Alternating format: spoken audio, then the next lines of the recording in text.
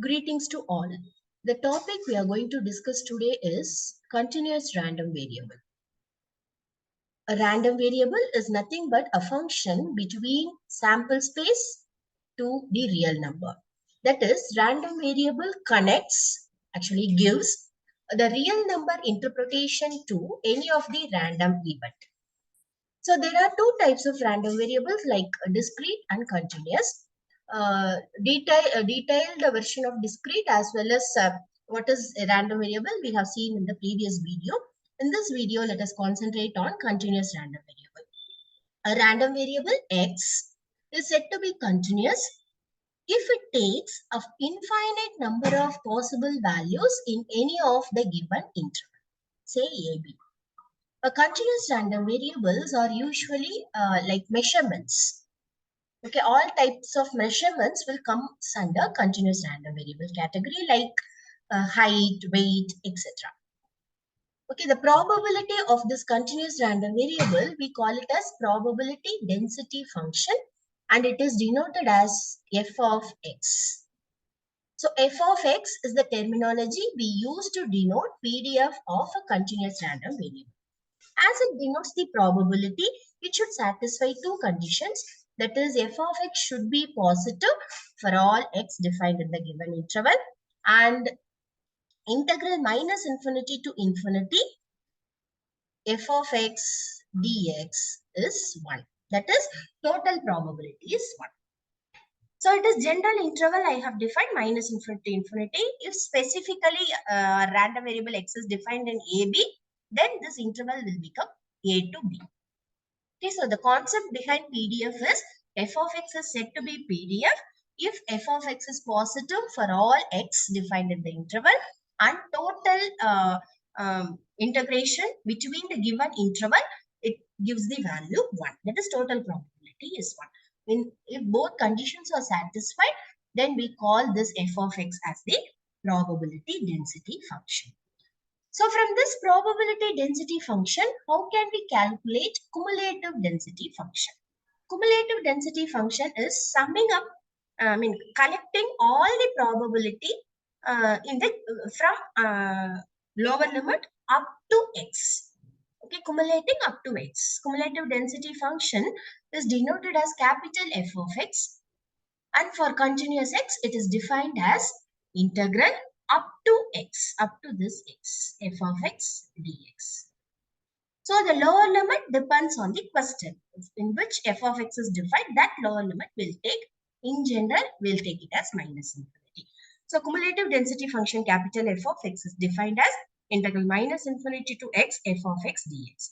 If suppose f of x is defined in the interval a to b, then lower interval of this cumulative density function will become a and upper is fixed as x, f of x dx. This is how we'll calculate cumulative density function. So this is the formula to get the cumulative density function from the probability distribution function. In other way, if we are given with cumulative, how to find the PDF? So PDF is nothing but differentiation of cumulative. So this is another relation connecting cumulative and PDF we should know. So that is probability density function is nothing but d by dx of cumulative density function. Okay. So now the particular probability value. So in continuous random variable actually is not defined at a specific value. What does it mean? So if you go ahead to find p of x is equal to x. So if x is continuous, if you are going to find the probability value of the random variable x at a particular x, then it is not defined. Actually, it is 0. Okay, because the probability for a continuous is defined in terms of PDF, right? So in general, how will you calculate the probability? Probability of x less than a, if you want to calculate, then it is nothing but integral f of x dx. So up to a, we'll be integrating it. What will be the lower limit?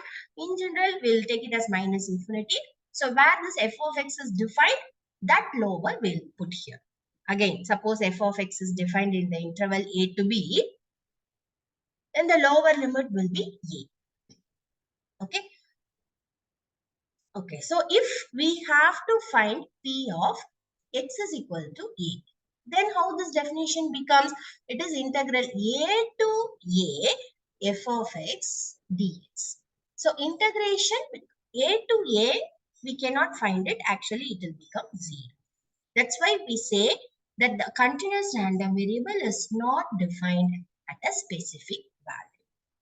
So to get the different probabilities like p of a to b or p of x greater than a, all these values can be calculated using this formula. That is p of a less than x less than b if we want to calculate.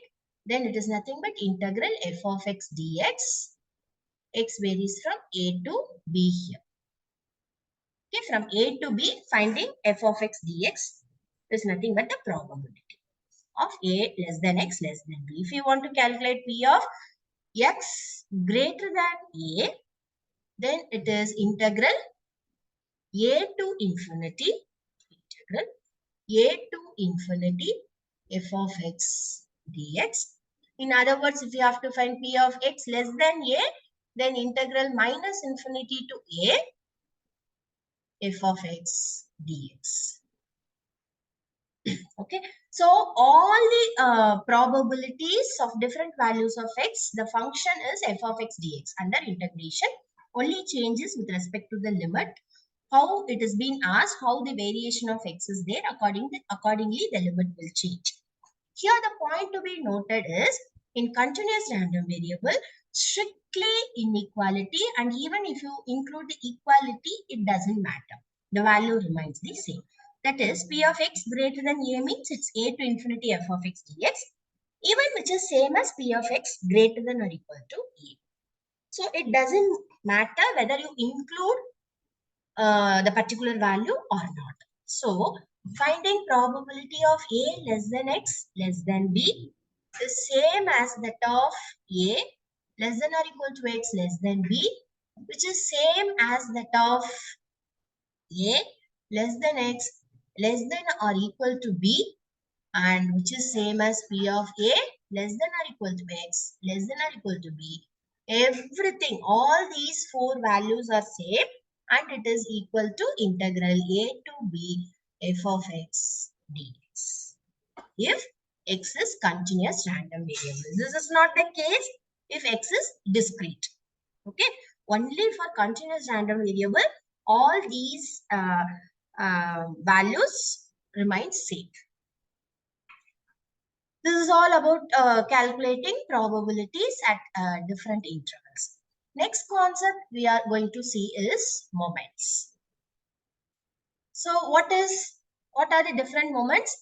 How to find the moments? Rth moment is denoted as expectation of x per r. This is called rth moment. Okay. For any continuous random variable x, e of x per r is nothing but integral x per r f of x dx. Integral varies over minus infinity to infinity in general, where in which interval r f of x is defined, that interval will occupy the lower and upper integrals. So from this rth moment definition, what is mean?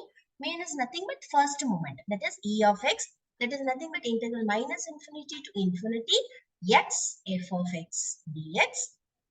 Second moment e of x square is integral minus infinity to infinity x square f of x dx. After calculating the second moment e of x square, we can calculate variance of x by the formula variance of x is equal to e of x square minus e of x the whole square. In this way, we can calculate first, second moment, and hence the variance and so on. So this is the formula to calculate the rth moment in general. Next is moment generating function. Let us see how can you generate all these moments from a function. Moment generating function. It is denoted as, in short, it is called MGF, moment generating function. It is denoted as mx of t. And the formula to calculate MGF is expectation of e power tx. For a continuous random variable x, this can be calculated as integral e power tx f of x dx, where the limit varies from minus infinity to infinity. So depending on the function which defined in the given interval, the lower limit and upper limit of the integration will vary. So MGF is nothing but expectation of e power tx. Here for continuous random variable, it's integral e power tx f of x dx. The name is moment generating function. So naturally we have to see how can you generate all the r moments from this mx of t. There are two ways to generate this. The rth moment, as I already told you, it's generally denoted as expectation of x power r. Another notation we use is mu r dash. The detailed description of this rth moments we have seen in the previous video. You can refer to that for different available moments. Okay, so here we'll talk about this mu r dash, that is expectation of x power r moment about the origin. Okay, so how can you find this rth moment from MGF? There are two ways. One is mu r dash is nothing but mx rth derivative at t is equal to 0.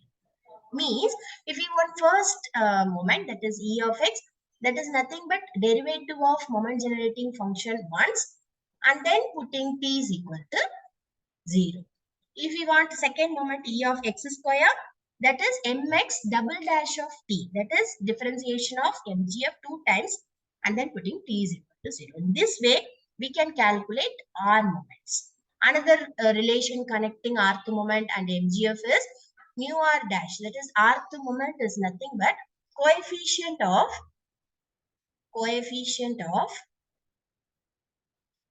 t power r divided by r factorial in the expansion of mx of t.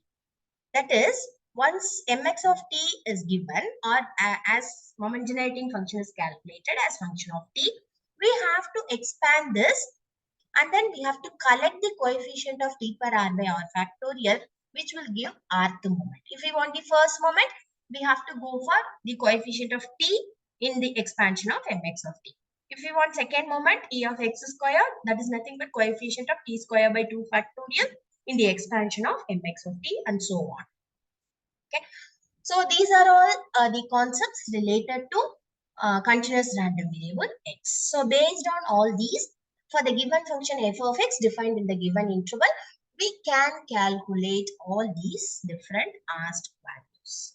I hope you have understood continuous random variable clearly. Thank you.